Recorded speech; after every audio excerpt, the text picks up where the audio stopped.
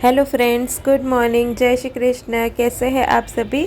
I hope कि आप सब बहुत अच्छे होंगे, खुशहाल होंगे और सेहतमंद होंगे।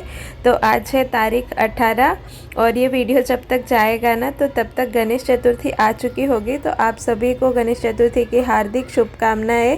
तो ये वीडियो जो है गणेश चतुर्थी के पहले का है, यानी कि एक दिन पहले का 18 तारीख का वीडियो है ये। तो अभी सुबह के 9:30 बज चुके थे और यहाँ पे ना मैं कुछ कपड़े फोल्ड कर रही हूँ। तो सुबह सुबह का चाय नाश्ता वगैरह हमारा हो चुका था। तो अभी जो है ये छोटे छोटे से कपड़े हैं ना, ये जैनिश के हैं, ये मैंने निकाल के रखे हुए हैं ताकि छोटा बाबू जब आएगा ना तो उसको ये काम में आ जाएंगे। क्योंकि ना ये कपड़े ना मतलब मैंने क्या बोलते हैं ऐसे संभाल के नहीं रखे थे, लेकिन बेड में मैंने रख दिए थे। तो उसके बाद में मैं भूल ही गई थी। और कल जब हम लोग बेड क्लीन कर रहे थे ना, बेड में से सारी चीज़ें हम लोग निकाल रहे थे क्योंकि काफ़ी सारे ना कॉकरोच आ रहे थे बेडरूम में। उसी वजह से मैंने सोचा कि बेड थोड़ा सा क्लीन कर लेते हैं। तो उसी टाइम पे ना हमें ये सारे कपड़े जो है मिले थे। तो जो ख़राब थे ना वो हमने फेंक दिए थे। बाकी ये जो अच्छे वाले कपड़े थे ना तो उनको मैंने निकाल के रखा था अलग से और वॉश करके जो है रख लिया था। और क्योंकि ना कहते हैं कि जब बेबी आता है ना तो उसको डायरेक्टली नए कपड़े नहीं पहनाए जाते हैं।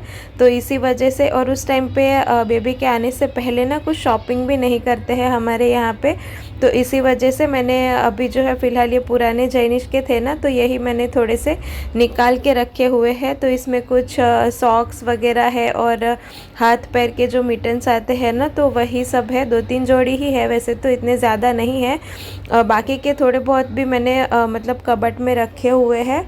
तो ये मैंने हॉल में ना ऐसे ही कुर्सी पे सूखने के लिए डाल दिए थे। तो अभी मैंने सोचा कि झाड़ू वाड़ू लगाने से पहले इनको लेके फोल्ड कर लेती हूँ, क्योंकि कपड़े ना ऐसे फैले रहते हैं ना हॉल में और कोई आ जाता है ना तो अच्छा नहीं लगता है। तो इसी वजह से मैं यहाँ पे लगी हूँ कपड़े फोल्ड करने के लिए। और आज ना फाइनली मतलब वो दिन है जिसका मैं इतने दिन से इंतज़ार कर रही थी। आज 18 तारीख है और आज ही के दिन ना मुझे 9वां महीना मतलब लग चुका है।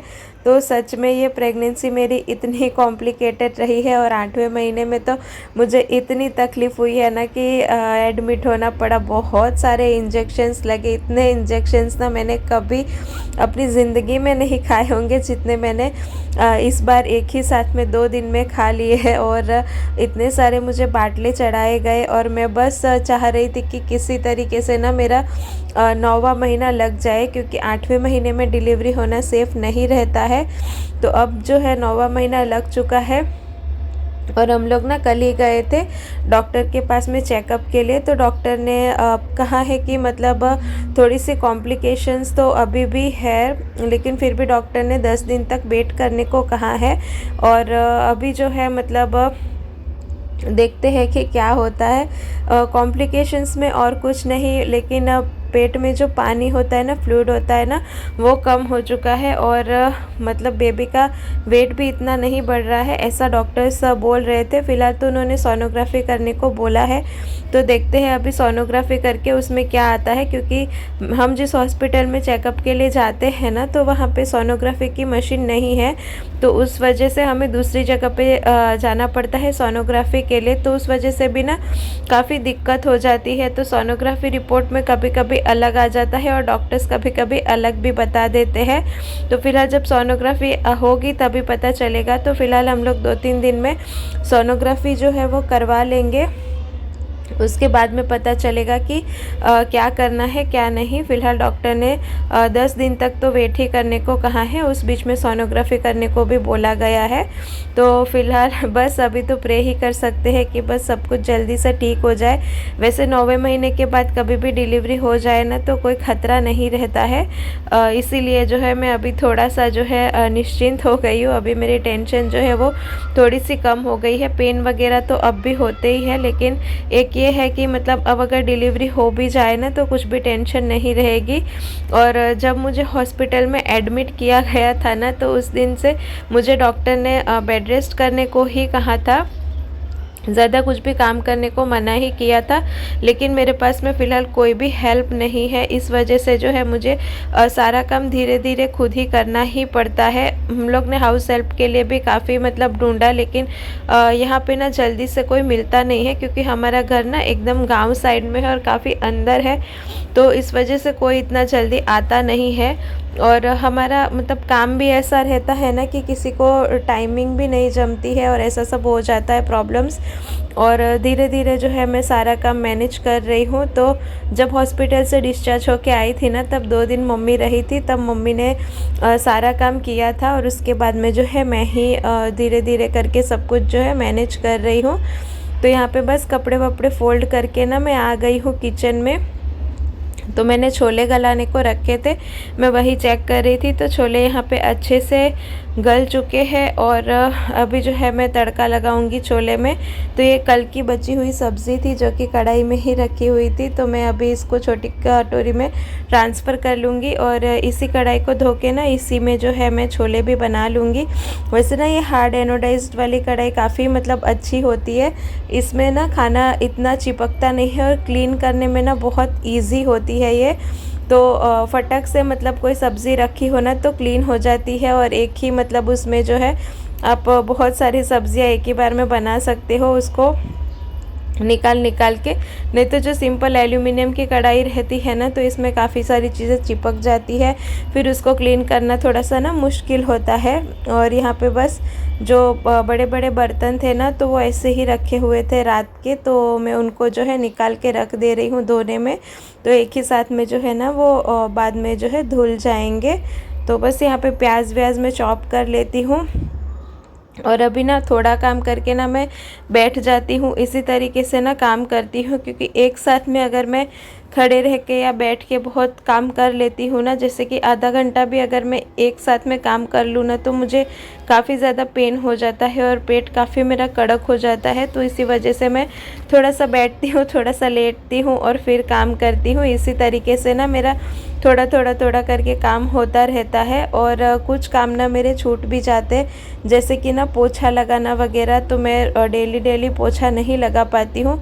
3-4 दिन में मैं एक बार ही पोछा लगा रही हूँ फ़िलहाल, और इतनी क्लीनिंग वगैरह भी मुझसे नहीं हो रही है। और अभी मैं जानबूझ के ना इतना मतलब क्लीनिंग पे फोकस नहीं कर रही हूँ, मतलब किचन मेरा क्लीन रखती हूँ, और बाकी जितनी नेसेसरी चीज़ें हैं ना उतनी क्लीन करती हूँ। बाकी डीप क्लीनिंग पे ना मैं बिल्कुल भी ध्यान नहीं दे रही हूँ, क्योंकि अभी जब डिलीवरी होगी ना, तो तब मैं तो चली जाऊँगी मम्मी के घर पे, और उसके बाद में फिर से यहाँ पे सब ऐसे ही मैस मचेगा, और वो मुझे आके फिर से क्लीन करना ही है।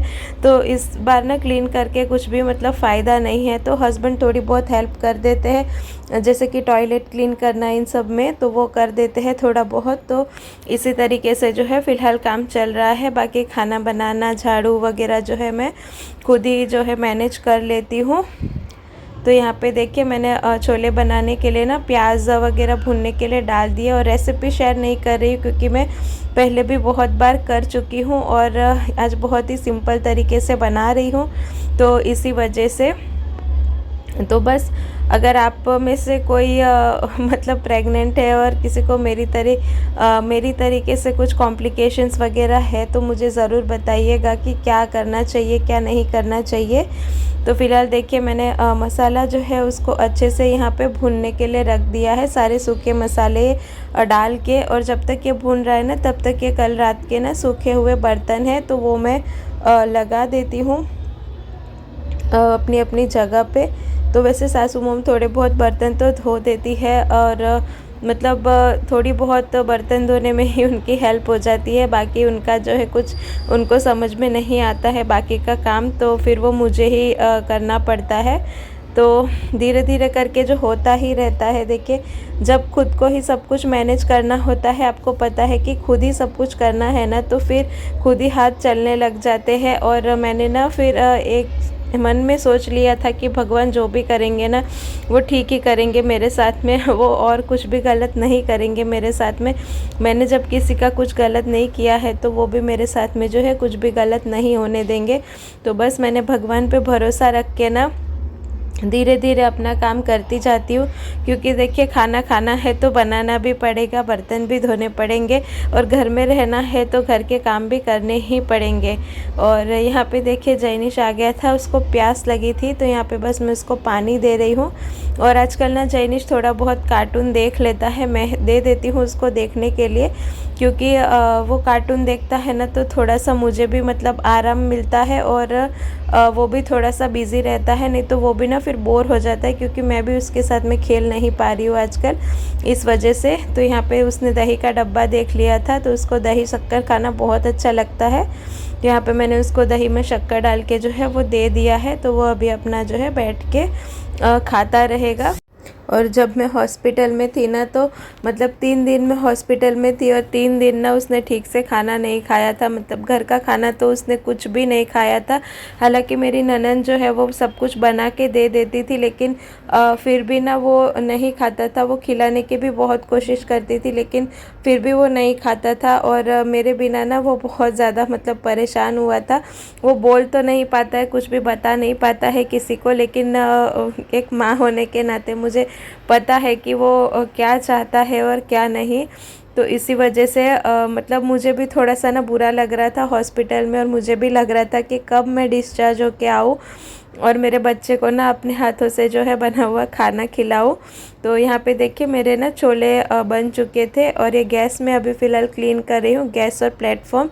ये मेरा ना एक एक्स्ट्रा का काम हो गया है फ़िलहाल, क्योंकि अभी ना डेली मसाला बनता है हमारा, जो लारी का मसाला होता है ना वो, और वो ना बहुत ज़्यादा मतलब उड़ता है, तो उसी वजह से ना बहुत तेल के छींटे छींटे ना पूरे गैस पे हो जाते हैं, और टाइल्स वगैरह पे, प्लेटफॉर्म वगैरह पे बहुत ज़्यादा तेल तेल हो जाता है, और मुझे बिल्कुल भी अच्छा नहीं लगता है। तो मुझे फिर रोज़ जो है इसको अच्छे से वॉश करके ना धोना ही पड़ता है, तो तभी मुझे अच्छा फील होता है। तो मैं ना एक बार तो दिन में इसको अच्छे से वॉश कर लेती हूँ। तो ज़्यादातर जो है खाना वाना बनाने के बाद वॉश कर लेती हूँ, या तो फिर सुबह में उठ के ही मैं इसको वॉश कर लेती हूँ। वैसे उससे बचा जा सकता है कि उसको थोड़ा सा ना ढक के पका लिया जाए, या फिर थोड़ा सा बड़ा भगोना यूज़ कर लिया जाए, लेकिन मेरी सासू मॉम को दोनों में से एक भी मंजूर नहीं है। वो अपने तरीके से ही अपना काम करती है, चाहे उससे किसी को कितनी भी तकलीफ़ क्यों ना हो। फ़िलहाल तो अभी मैंने कुछ भी उनको बोलना भी छोड़ दिया है कि ऐसे कर लीजिए, वैसे कर लीजिए, क्योंकि वो मेरी बात तो सुनने वाले हैं नहीं। 2-3 बार मैंने बोला था, लेकिन उन्होंने बिल्कुल भी ध्यान नहीं दिया, और गंदगी तो बिल्कुल भी उनको मतलब दिखती ही नहीं है। तो अभी क्या ही कर सकते हैं। तो चलिए, फ़िलहाल मैंने सब क्लीन कर लिया, और यहाँ पे बर्तन जो थे वो भी मैंने वॉश कर लिए, और यहाँ पे सिंक भी मैं अच्छे से जो है मैं वॉश करके रख ले रही हूँ। और बहुत से लोग मुझे कहते हैं कि तुम भी कुछ काम मत किया करो, ऐसे ही रहने दिया करो, लेकिन एक जो आदत हो जाती है ना काम करने की और अपने घर को साफ़ सुथरा रखने की, तो फिर ना वो मतलब नहीं अच्छा लगता है, पड़ा रहता है ना, कुछ ऐसा लगता है कि चलो कर ही लेते हैं। वैसे लोग इसीलिए कहते हैं क्योंकि मेरे शरीर को ही तकलीफ़ होती है, लेकिन अगर मैं 2-3 दिन तक ये सब नहीं करूँगी ना, तो ये पड़ा ही रहेगा, कोई इसको करने वाला नहीं है। यहाँ पे देखिए किचन कितना अच्छा क्लीन लग रहा है।